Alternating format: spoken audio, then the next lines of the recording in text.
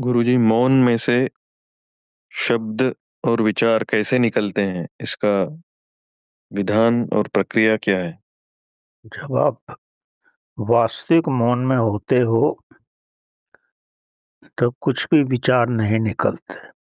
वास्तविक मौन पूर्ण शून्य की अवस्था होती है।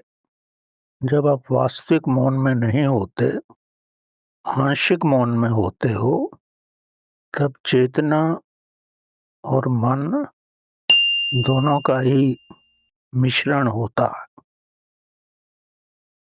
शब्द और विचार जो हैं वो मन से ही निकलते हैं। जब चेतना का आधिपत्य होता है, तो जो भी विचार निकलते हैं वो चेतना के प्रकाश से ही निकलते हैं। वो दैवीय विचार होते हैं, क्योंकि चेतना से निकले हैं। मन केवल माध्यम है, क्योंकि विचार प्रकट करने का तो और कोई रास्ता ही नहीं है।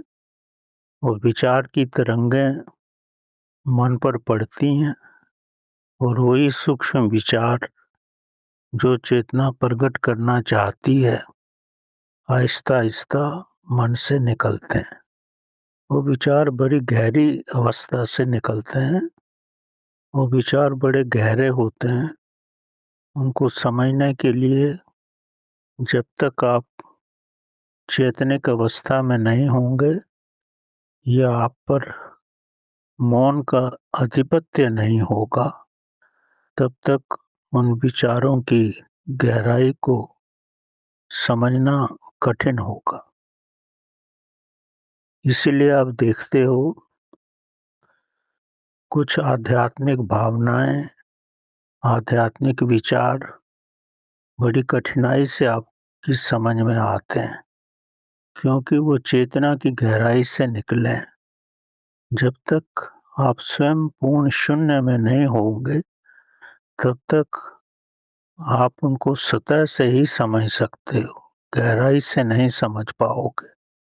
वो गहराई में समझने के लिए आपको वो कई बार सुनने पड़ेंगे, तब आपकी समझ में आएगा, और वो भी बड़ी कठिनाई से आएगा।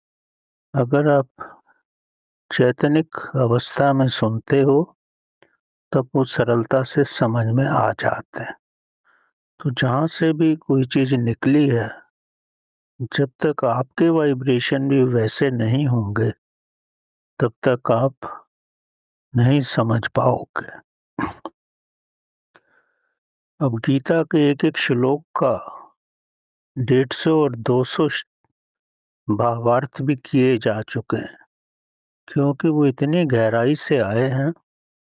वो जितने भी लोगों ने उसकी व्याख्या की है, वो अलग-अलग स्थलों पे ही की गई है। वास्तव में कृष्ण भगवान क्या कहते हैं, उनका क्या आंतरिक अभिप्राय है, तो वो समझना अत्यंत कठिन है। वो तभी आप समझ सकते हो जब आप उनकी अवस्था में आ जाओगे। अन्यथा हर व्यक्ति अपनी तरफ से व्याख्या करता है। किसी न किसी रूप में सब ठीक ही होती है, लेकिन हर एक की गहराई अलग-अलग होती है। इसी तरह उपनिषद, वेदों का ज्ञान और जितने भी हमारे आध्यात्मिक ग्रंथ हैं, उनको गहराई से समझना कठिन हो जाता है, क्योंकि हमारी अवस्था उतनी गहरी नहीं होती।